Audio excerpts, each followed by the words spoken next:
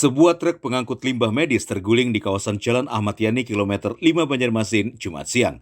Truk dengan nomor polisi B9508 ini juga menewaskan satu orang pengendara motor yang tertindih badan truk. Dari keterangan saksi mata, truk yang menuju arah dalam kota ini tergelincir sehingga menimpa pengendara motor di depannya. Udah melihat teriak juga terguling ke ini, jadi kan orang sana tuh baju putih, jalan tinggi ke ini kan, lalu pas teriak-teriak apa lalu sini terbuang di dalam bawahnya tuh, di bawah teriak tuh, jadi lu pakai teriak tolong udah ulun. Langsung masuk. Bapak tuh ada di dalam situ udah ulun itu, jauh ulun melihat ulunnya menjauh tuh ketemu nggak tahu, tolong ya kasih pak tolong pak jauh ulun.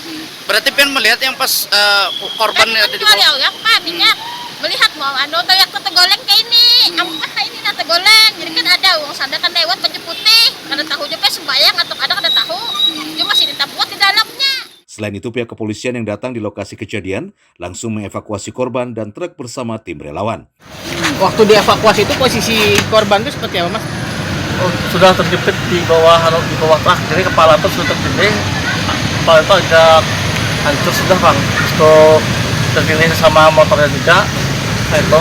Jadi motor kami tarik, kalau ini aja kami tarik langsung kami tutupi. Prosesnya evakuasi berapa lama?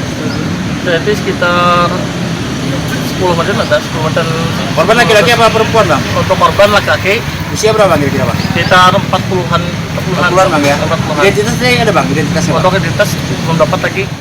Hingga saat ini, supir truk atas nama Niki Adiat langsung diamankan pihak kepolisian. Dari klinik Tirta. Dari Tirta, terus mau dari Tirta kemana? Mau kan ke Gatot lagi. Ke Gatot. Ngambil apa? Ambil 5 medis lagi. Ngambil 5 medis. Kejadian di sini tadi ya? Iya. Tergencet ya posisi tadi ya? Sementara itu, limbah medis saat ini tertumpuk di pinggir trotoar jalan.